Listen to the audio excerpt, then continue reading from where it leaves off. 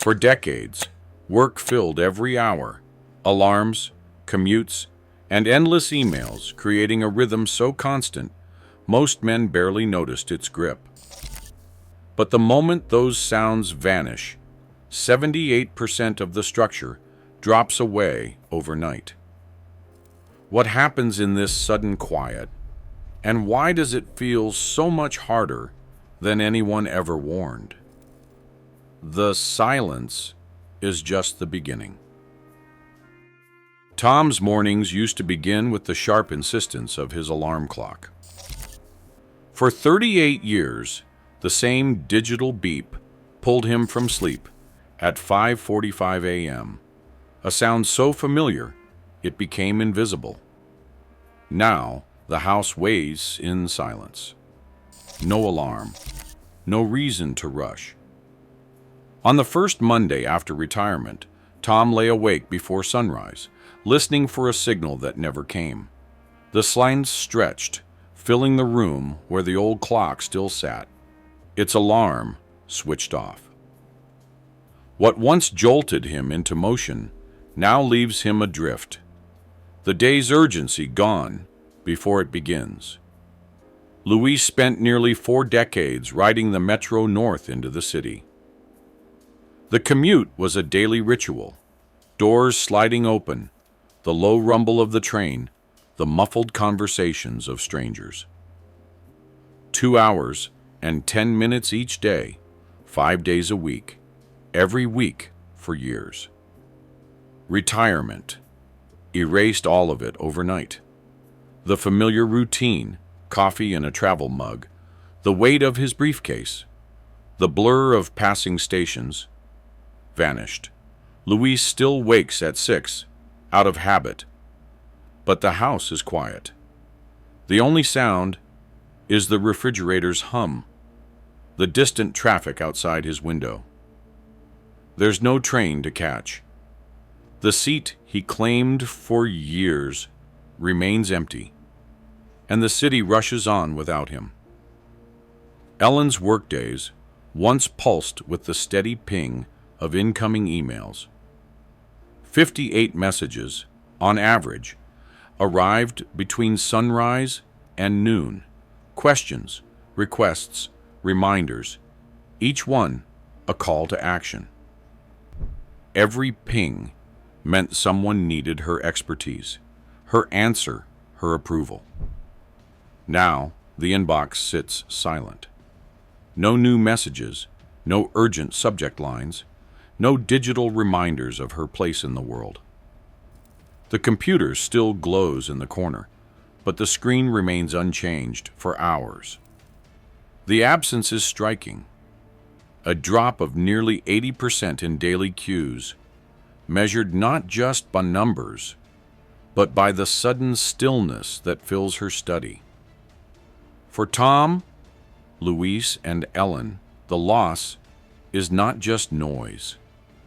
It's a daily reality. The alarm, the commute, the emails, each one a marker of time, a nudge forward, a reminder that they mattered to others. With these sounds gone, the quiet is more than silence. It is the new shape of the day. Work did more than fill the hours between sunrise and sunset. For decades, it provided a kind of scaffolding, an invisible framework that shaped every day. Schedules were fixed, meetings were set. Lunch happened at the same time, in the same place, often with the same people. Even breaks had their slot in the rhythm.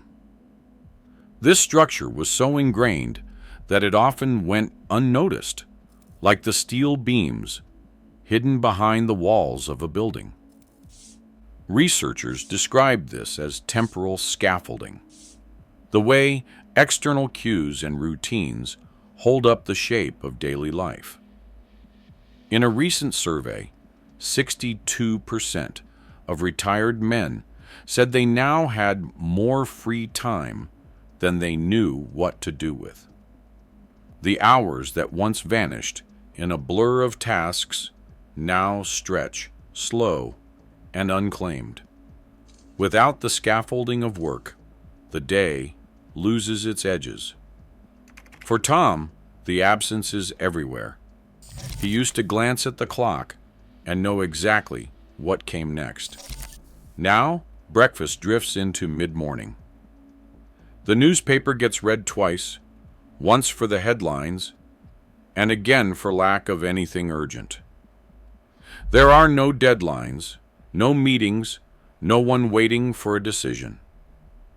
The calendar, once packed with appointments, sits mostly blank. Lewis finds the days running together. The train's schedule that once divided his week into predictable segments is gone. Monday looks like Thursday. The routines that gave his life shape have faded, replaced by long stretches of open time. He tries to invent new rituals, walking to the corner store, checking the mail, but they lack the weight and necessity of the old ones. Ellen's inbox stays empty, her phone silent. The cues that once demanded her attention are missing. She finds herself wandering from room to room, unsure what to do next. The sense of being needed, of being part of something larger, has been replaced by quiet and repetition. This is the lived reality for many retirees. The scaffolding that held up each day has been removed, leaving behind a kind of open space. Time expands, and with it, the question of how to fill it. The loss is not just of tasks and noise, but of the very structure that once made the day make sense. Restlessness is a common visitor in the early days of retirement. Surveys find that nearly 1 in 3 retired men report feeling uneasy or agitated, even when there's nothing pressing to do. The quiet that once sounded like freedom now stretches out, making it difficult to settle into any one activity. Luis, who once moved through packed train cars and busy platforms, finds himself pacing the hallway at home, hands in his pockets, glancing out the window every few minutes. Ellen checks the clock on her phone, surprised to see how slowly the morning passes.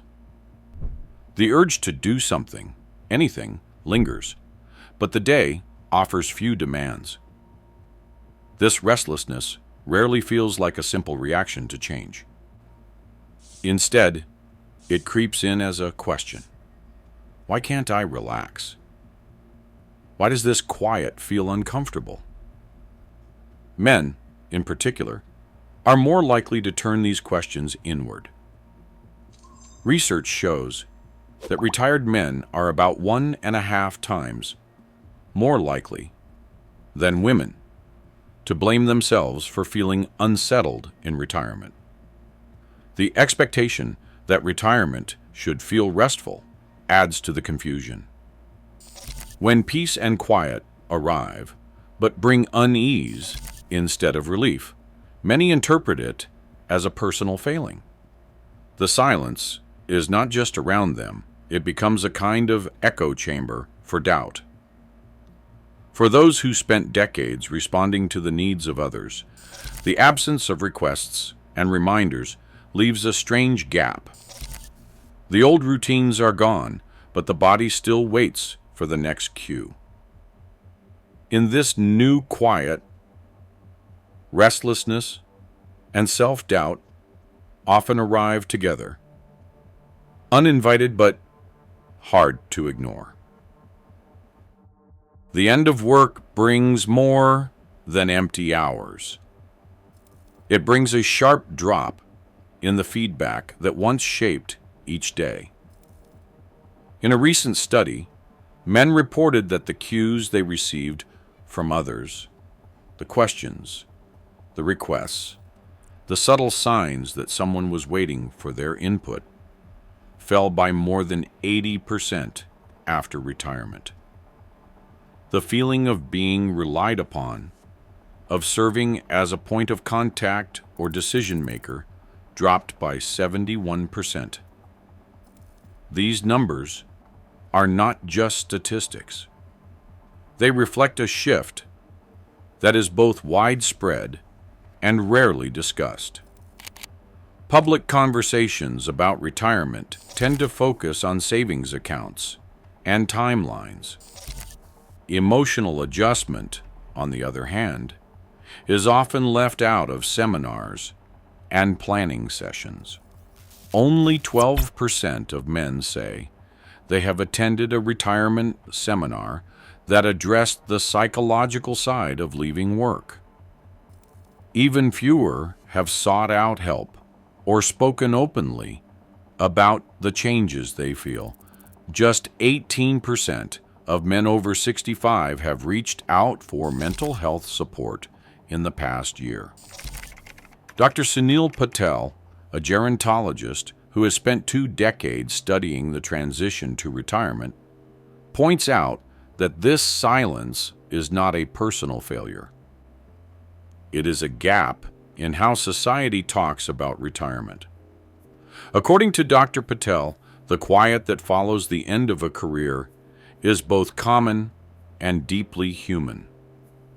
The lack of words for this new silence means that many men experience it privately, unsure if anyone else feels the same.